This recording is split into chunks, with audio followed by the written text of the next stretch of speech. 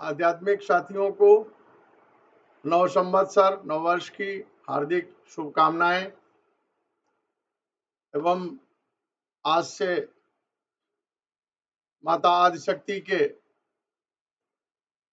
प्रारंभ हो रहे नवरात्रि अनुष्ठान पर आप सभी को बधाइयां और हार्दिक शुभकामनाएं।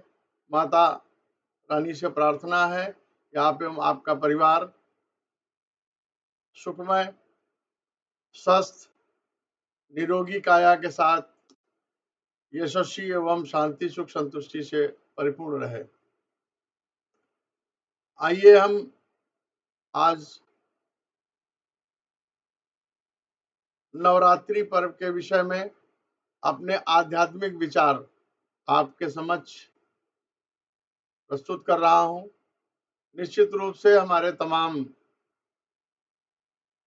ऋषियों मुनियों ने हमारे समाज के अंदर जो पर्व त्योहार, धार्मिक अनुष्ठान की जो व्यवस्था बनाई है, निश्चित रूप से उसके पीछे बहुत गूढ़ रहस्य छिपे हैं, तमाम वैज्ञानिक कारण हैं। उन्हीं कारणों में से मैंने प्रयास किया है कि इनकी वास्तविक रहस्यों को आपके समक्ष रखा जाए। तो जो आप अनुष्ठान करते हैं, निश्चित रूप से उन अनुष्ठानों का फल कई गुना आपको आत्मसात करने में बड़ी सहायता करेगा। सर्वप्रथम किसी विषय को अगर उनको प्रश्न के रूप में पहले बनाकर और उनको उत्तरित किया जाए तो बड़ी आसानी से विषय समझ में आते हैं। तो मैंने आज इस विषय को भी नवरात्रि शब्द का पहले मैंने संधि विच्छेद किया। नौ का मतलब 9 अंक से है, रात्रि का मतलब रात्रि पहर है, और जिनकी आराधना करनी है इस दौरान वो माता आदिशक्ति है। क्या है, क्यों उनकी आराधना की जानी चाहिए, इस चैत्र माह के इस अवधि में ही क्यों उनकी आराधना करने के विधान बताए गए हैं, इसके बाद व्रत अनुष्ठान करने से क्या लाभ है, इन सारी विषयों को एक एक करके हम आपके समक्ष रखेंगे और निवेदन करेंगे कि कुछ मिनट का समय देकर हमारे साथ जुड़े। निश्चित रूप से आपको बहुत अच्छा लगेगा विषय को समझने में।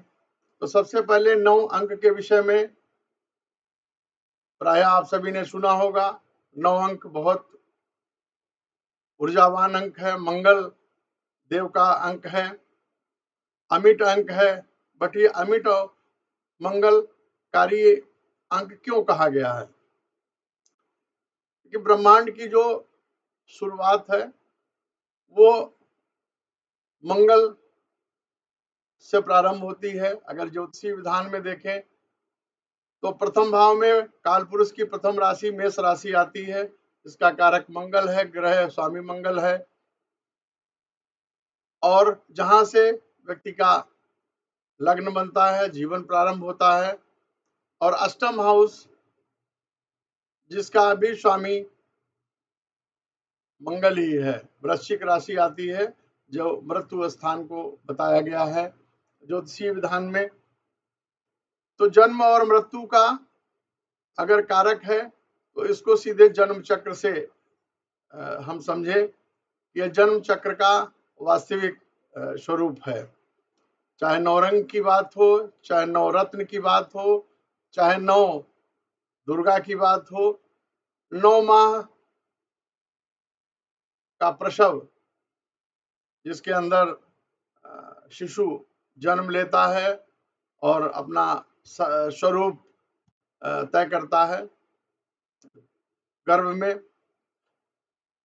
तो ऐसी स्थितियों में इस 9 अंक का जो बहुत अधिक महत्व है और इस अपार ऊर्जा से भरपूर है। और नवरात्रि में जिन माता आदिशक्ति की प्रार्थना पूजा अनुष्ठान की बात की जा रही है, वो भी ऊर्जा से ही संबंधित है। अपार ऊर्जा का भंडार माता आदिशक्ति के अंदर समाहित है, जिससे पूरे ब्रह्मांड की रचना हुई है और इसका संचालन और परिवर्तन संबंधन की क्रिया निरंतर चलती रहती है। अब 9 अंक के बाद अगर हम रात्रि की बात करें तो रात्रि को अनुष्ठान की बात क्यों कही गई है? देखिए, त्रिगुणी प्रकृति है, सतव रजब तमस। सतव का मतलब है शांति, सुख, और रजस का मतलब है कर्म, गति एवं लालसा, और तमस का मतलब है क्रोध, विनाश, अज्ञान, तृष्णा, इन किन प्रकार चीजों को हासिल करने की प्रवृत्ति, यह तमस है। तो त्रिगुणी प्रकृति में 3 देव भी, 3 देवियां जो माता आदिशक्ति की हैं, महालक्ष्मी, महासरस्वती, महाकाली, ये तीनों देवियों के अलग अलग 3 गुण हैं। माता सरस्वती शतव गुण से आती हैं, जहां से क्रिएशन होता है, आनंद की अनुभूति होती है। माता लक्ष्मी जो संसार में भौतिक सुख को प्रदान करती हैं, पोषण करती हैं। इसी तरीके से माता आदिशक्ति का जो तीसरा स्वरूप है महाकाली, जो परिवर्तन, संबंधन और विनाश की व्यवस्था सुनिश्चित करती है। अब एक माता आदिशक्ति और 3 गुण के 3 स्वरूप, तो इसी तरीके से पूरा 24 घंटे का जो समय होता है, उसमें 12 घंटे का जो समय, 12 घंटे का लगभग जो है वो सूर्यकाल होता है, और 12 घंटे का लगभग अंधकार की स्थिति होती है। परंतु यहाँ पर जो रात्रि साधना की बात कही है कि प्रातः काल जो ब्रह्म मुहूर्त है, यानी कि रात्रि का अंतिम पहर और दिन प्रारंभ होने का पहला पड़ाव, उसके मध्य का जो समय है, उस समय को साधना के लिए बहुत उपयुक्त बताया गया है। उसको सतव गुण से भरा भरपूर ब्रह्मांडीय स्थिति को बताया गया है पुराणों में। उस दौरान जो साधना की जाती है बिना व्यवधान के, क्योंकि ब्रह्मांड में अत्यंत शांति, सुख और समृद्धि का बहाव होता है, उस दौरान जब हम साधना करते हैं तो दोनों कालों की जो संधि होती है, उस दौरान रात्रि काल अपनी ऊर्जा समेटता है, सूर्य काल अपनी ऊर्जा प्रस्तुत करता है संसार के अंदर। उस दौरान जो शून्य की स्थिति पैदा होती है, जब उस दौरान हम अपनी ऊर्जाओं को कहीं से किसी साधना में, किसी अपने देव के अधीनस्थ, देव के लिए किसी चीज की प्राप्ति के लिए किए गए अनुष्ठान के विषय में अपने आराध्य की जब आराधना करते हैं तो बहुत आसान साधना हो जाती है। तो साधना के पहर की भी बात हो गई। अब जिन माता आदिशक्ति की उपासना की बात इस पर्व में कही गई है, वो क्या है? सर्वप्रथम तो यह समझने का विषय है कि मनुष्य के अंदर जो शरीर है और जो अंदर चेतना है, इन दोनों को आपको अलग अलग स्वरूप में देखना होगा। इससे पहले इस बात को जान लेना आवश्यक है कि संसार में मनुष्य के विषय के रूप में मैं बात आज कर रहा हूं, क्योंकि जो भी कुछ हो रहा है मनुष्य के शरीर से उत्पन्न, मन से, इच्छाओं से, विचारों से विषय बन के और कर्म हो रहे हैं। और किसके लिए कर्म हो रहे हैं? यानी शरीर से उत्पन्न और शरीर के लिए ही कर्म किए जा रहे हैं। आफ्टर ऑल, अंततः जो है उनका परिणाम का भोग मनुष्य के शरीर के लिए ही है। तो मनुष्य के शरीर पर ही हम आज इस विषय को रख करके आगे प्रस्तुत कर रहे हैं अपने विचार। तो भगवान भोलेनाथ जो चेतना के स्वरूप में है, वेदों में कहा गया जो अनंत है वो चेतना के रूप में है। और चेतना जब आदिशक्ति यानी पंच महाभूत और त्रिगुणी प्रकृति के संसर्ग में आता है तो अपनी इच्छा के अनुसार एक शरीर धारण करता है। वो शरीर माता आदिशक्ति का स्वरूप है, चाहे वो हमारा हो, यानी चाहे आपका शरीर हो, चाहे किसी जीव का शरीर हो। जीव के अंदर जो चैतन्यता है, जीवांत शरीर का जो मुख्य अंश है वो चेतना है। तो चेतना शिव है जो स्थिर है परंतु जो शरीर है वो चलायमान है, परिवर्तनशील है, गतिशील है, इच्छा प्रधान है और कर्म का माध्यम है। तो माता आदिशक्ति की जो 7 ऊर्जाएं हैं इसके अंदर 7 चक्रों के रूप में है और 2 नाड़ियां हैं जो शिव और शक्ति कही गई हैं, इड़ा और पिंगला। इन 9 ऊर्जा अंशों को मिलाकर शरीर की संरचना और संचालन का दायित्व माता आदिशक्ति की ये शक्तियां करती रहती हैं। इन्हीं 9 चक्रों में जो 9 माता आदिशक्ति के स्वरूप बताए गए हैं उनकी ऊर्जाएं विभिन्न विभिन्न ऊर्जा केंद्रों में समाहित रहती हैं। अब जब मनुष्य का जन्म होता है तो विभिन्न कर्म और प्रारब्ध के अनुसार विभिन्न चक्रों में विभिन्न ग्रहों की ऊर्जाओं के साथ में मनुष्य का जन्म होता है, अर्थात जिसे हम मूल कह सकते हैं। तो निश्चित रूप से जो जन्म लेकर आया है उनके विभिन्न चक्रों में जो ऊर्जाएं समाहित हैं ब्रह्मांडी ग्रहों की चाल के अवस्था आधार पर, जब उनके साथ वो चक्र ऊर्जित होते हैं तो विभिन्न प्रकार की क्रियाएं प्रतिक्रियाएं होती हैं जिससे जन्म मृत्यु के प्रारब्ध के भोग कर्म के स्वरूप में बनते हैं। अब जब मूल आधार के साथ जब हम कर्म करने निकलते हैं तो देश काल पात्र स्थान और वायुमंडल इन सभी के संसर्ग में आने से जीव मनुष्य के विभिन्न प्रकार के ऊर्जा के परिवर्तन प्राकृतिक रूप से हो जाते हैं, जिसके कारण अब चाहे वो लालच में हो, चाहे तृष्णा में हो, चाहे मजबूरी में हो, चाहे उस वायुमंडल में मजबूरी में रहने के कारण हो, बहुत से कारण हो सकते हैं। कहीं न कहीं मनुष्य की मूल ऊर्जाओं से विसंगति होती है और उनका भटकाव होता है। जब मनुष्य अपने मूल ऊर्जाओं से भटकता है तो उसे हानि होती है, दुख पीड़ा तकलीफ का सामना करना पड़ता है, चाहे वो शारीरिक हो या किसी विषयक तकलीफ हो। उस तकलीफ से निपटने के लिए हमारे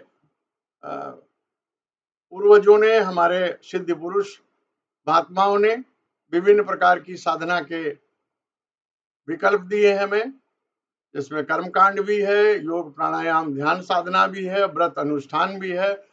और उसी अनुष्ठान चूंकि हमारी ऊर्जाओं का बार बार पृथ्वी लोक पर विभिन्न स्थितियों में रहने के कारण जब भटकाव हो जाता है तो उनको हमें संतुलित करने के लिए विभिन्न व्रत और अनुष्ठान करने की सलाह दी गई है। अब ये नवरात्रि की बात इसी समय क्यों, ये केवल इस समय की बात नहीं है। आप इस बात को ये समझे कि भारत देश की बात मैं कहूँगा तो जो 12 हमारे महीने होते हैं उन 12 महीने में जो 4 ऋतुएं होती हैं, 4 ऋतुओं के जो संधि काल होते हैं उस दौरान 4 नवरात्रि होती हैं, जिसमें 2 गुप्त नवरात्रि हैं और चैत्र की नवरात्रि उसमें सबसे बड़ी नवरात्रि कही गई है।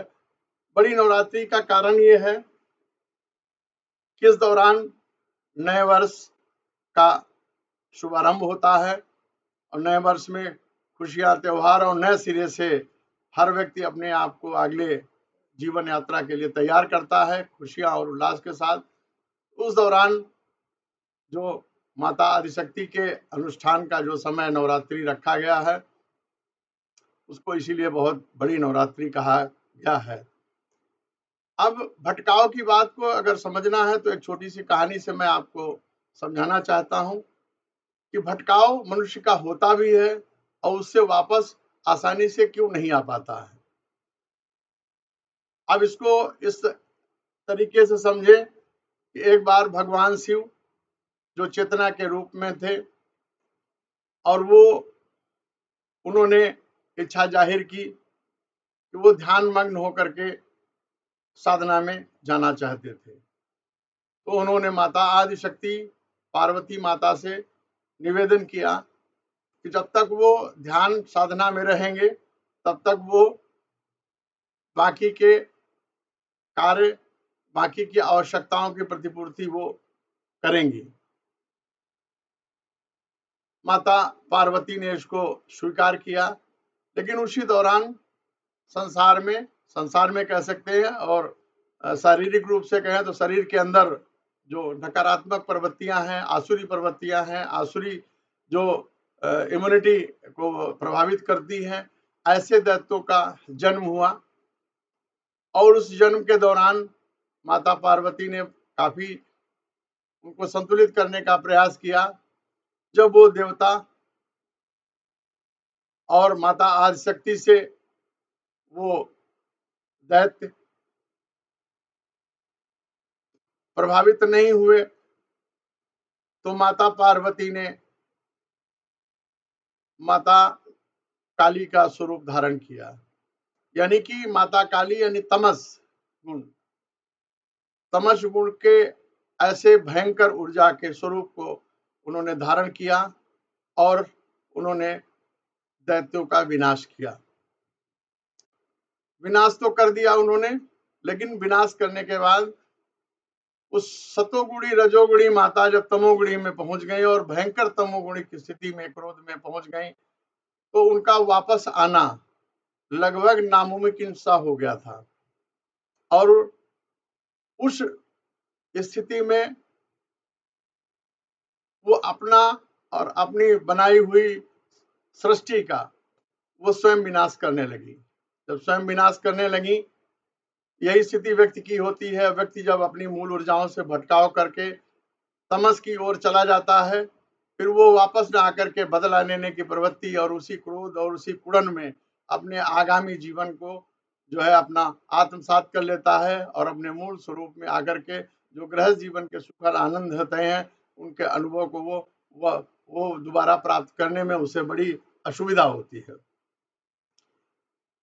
तो माता पार्वती जब काली रूप में वापस नहीं आ पा रही थी, तो देवताओं ने भगवान भोलेनाथ को जगाया, योग निद्रा से उनको वापस लाए। वापस लाके उन्होंने माता को शांत करने की प्रार्थना की। भगवान शिव को भी जब कुछ समझ में नहीं आया, तो उन्होंने एक रास्ता अपनाया और माता काली जिस रास्ते से जा रही थी, उनके सामने वो लेट गए। जब माता काली का एक पैर भगवान भोलेनाथ के वक्षस्थल पे पड़ा, तो उन्हें एहसास हुआ, आत्मग्लानि हुई कि वो अपने को ही नष्ट कर रही हैं, और वो फिर धीरे धीरे आत्मग्लानि स्वरूप अपने मूल स्वरूप में वापस आ पाई। तो जब देवी देवताओं की स्थितियां ऐसी होती हैं कि तमस की स्थिति में जाके उनको वापस आना नामुमकिन हो जाता, मुश्किल होता है, तो हम आप तो इंसान हैं। इन स्थितियों को वापस आने के लिए नवरात्रि सहित तमाम अनुष्ठान की व्यवस्था हमारे समाज में हमारे ऋषियों मुनियों ने की है, और उसी के तहत इन नवरात्रि की विधा व्यवस्था की गई है। अब नवरात्रि में ये चैत्र का समय क्यों चुना गया है? इस समय की स्थिति संधि काल की स्थिति होती है। एक ऋतु वापस जा रही होती है और दूसरी ऋतु का आगमन होता है, यानी एक ऋतु अपनी ऊर्जा को समेट रही होती है और दूसरी ऋतु की ऊर्जा का प्रसार प्रारंभ होता है। ऐसे में ये 9 दिन का समय होता है जिसमें ब्रह्मांड में शून्यता की स्थिति होती है। शून्यता की स्थिति में जब व्यक्ति सीधे अपने किसी आराध्य से, अपने माता आदिशक्ति से और हमारी विसंगतिपूर्ण ऊर्जाओं को संतुलित करने के लिए जब वो साधना करता है, तो यह प्रकृति उसको बहुत मदद करती है। ब्रह्मांड से इस अवधि में उसे साधना करने में विशेष सहयोग प्राप्त होता है। इस वजह से इस समय को हमारे ऋषियों मुनियों ने रखा है। अब बात आती है कि इसमें अनुष्ठान में व्रत इत्यादि रखने के क्या कारण है। व्रत, देखिए, हमारे जो 9 चक्र है वो 9 ग्रहों से संबंधित ऊर्जाएं, जो हमारे माता आदिशक्ति का के ही अंश हैं 9 ग्रह। संचालन की व्यवस्था के दायित्व माता आदिशक्ति ने उन्हें दिए हैं। जैसे अगर प्रथम मूलाधार चक्र की बात करें तो मूलाधार चक्र में जो ऊर्जा होती है वो मंगल की ऊर्जा होती है, और मंगल की ऊर्जा के बाद जो स्वादिष्ठान चक्र होता है वहां पर शुक्रदेव की ऊर्जा होती है। तीसरा जो सोलर चक्र है कहा गया है नाभि स्थान पे है, वहां पर भगवान सूर्यदेव की ऊर्जा है। अब अगर इन्हीं को देवियों की बात रखें तो यही 9 हमारी देवियां हैं, जिनके जब गुणों को, जिनके जो वास्तविक गुण जो बताए गए हैं और इन ग्रहों की ऊर्जाओं से जब आप उनको मैच करेंगे तब आपको पूरी स्थिति, कुछ मुझे आज संक्षिप्त में ही इस बात को रखना होगा, अन्यथा वीडियो बहुत बड़ा होगा। इसके बाद अनाहत चक्र में चंद्रदेव की ऊर्जा जो प्रेम का कारक है। फिर कंठ में जो चक्र है उसमें बुध देव की ऊर्जा विराजित है। अजना चक्र जो आज्ञा चक्र है वहां पर गुरु बृहस्पति देव की ऊर्जा विराजित है। और साथ चक्र में जो ऊर्जा है वो जो समय काल के रूप में भगवान भोलेनाथ के स्वरूप है वो शनि देव की ऊर्जा प्राप्त है। और राहु केतु की अगर बात करें तो राहु सर्वोच्च शिखर पे है और केतु पैरों के सबसे निचले हिस्से में केतु का स्थान ऊर्जा में दिया गया है। ये इनके मध्य में ही ये 9 ऊर्जाएं रहती हैं।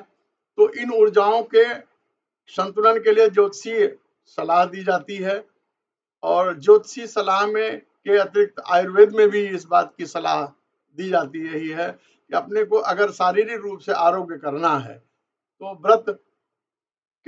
व्रत और भूखे रहने की जो प्रक्रिया है उसे अपनाया जाना चाहिए, जिससे कि हमारा शरीर बहुत जल्दी, हमारा जो पेट है, हमारी जो आंतें हैं वो स्वच्छ होती हैं, और स्वच्छ होने के साथ हमारा मन हल्का होता है, शरीर हल्का होता है और हम स्वस्थता की ओर जाते हैं।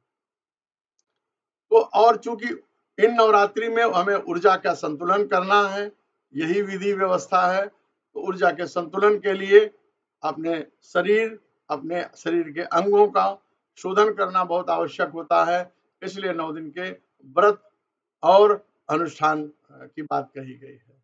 अब एक संक्षिप्त जानकारी व्रत अनुष्ठान में विशेष रूप से योग प्राणायाम ध्यान की कही गई है। आप अगर आपका ध्यान आकर्षित कराना चाहूंगा, माता पार्वती ने जन्म लेने के बाद जब भगवान भोलेनाथ से विवाह करने की इच्छा की तो उनको भी अष्टांग योग यानी 8 योग का माध्यम लेना पड़ा। अष्टांग योग में जो 8 विधि व्यवस्थाएं जो दी गई हैं, उन व्यवस्थाओं के आधार पर जो यम मतलब नैतिकता, नियम मतलब अनुशासन, आसन मतलब शारीरिक स्थिरता, प्राणायाम मतलब सांसों पर नियंत्रण, शरीर के अंगों को अपने बस में करने की प्रक्रिया, प्रत्याहार यानी बाहरी विषयों से अपने को हटाकर अंतर्मुखी करना, अपने आध्यात्म यानी अपने स्वयं की व्यवस्था को, अपने मूल को अध्ययन करना। इसके बाद जो 3 अन्य जो है ध्यान यानी चिंतन, धारणा यानी एकाग्रता, एकजुटता, और समाधि का मतलब आत्म साक्षात्कार। इन 8 प्रक्रिया के तहत ही माता पार्वती ने भगवान भोलेनाथ की प्राप्ति की। इसका अर्थ ये समझिए, अगर शरीर को हमें स्वस्थ रखना है तो भगवान शिव की मुझे प्राप्ति करनी पड़ेगी। भगवान शिव की प्राप्ति तभी हो सकती है जब ये अपने सारे चक्रों को संतुलित करें, और संतुलन जब ही होगा जब व्रत, साधना, योग, प्राणायाम, ध्यान, अनुष्ठान करके अपनी ऊर्जाओं को हम संतुलित करेंगे, तभी जाकर के हमारा ये अनुष्ठान संपूर्ण होगा। निश्चित रूप से जब इस अनुष्ठान को हम संपूर्ण कर लेते हैं, पूरा कर लेते हैं विधि व्यवस्था और बताए गए विधान के अनुसार, तो निश्चित रूप से हमारा मन आगामी समय के लिए अच्छी, बेहतर, स्वस्थ जीवन यात्रा के लिए तैयार हो जाता है। आशा है आप सभी ने नवरात्रि के इस विशेष अनुष्ठान, महत्व और उनके रहस्यों के विषय में प्रैक्टिकल जानकारी आपने हमारे विचारों के माध्यम से हासिल की होगी। मेरा कोई किसी अन्य ऋषि, महापुरुष या वैदिक व्यवस्था में जिसने भी जो लिखा है उस पर मेरा कोई टिप्पणी नहीं है। मैं सबका आदर करता हूँ। ये सिर्फ मेरे अपने विश्लेषण के आधार पर मेरे विचार हो सकते हैं। आशा है आप सभी को बहुत पसंद आए होंगे और आगामी समय में फिर हम किसी नए विषय पर नए विचारों के साथ आपके समक्ष उपस्थित होंगे। इस नवरात्रि में मेरी माता आदिशक्ति से प्रार्थना है कि आप सभी का अनुष्ठान संपूर्ण हो और आपका जीवन खुशियों से भरपूर हो। और नवरात्रि की मंगल कामनाओं के साथ मैं आपको पुनः प्रणाम करता हूं। धन्यवाद।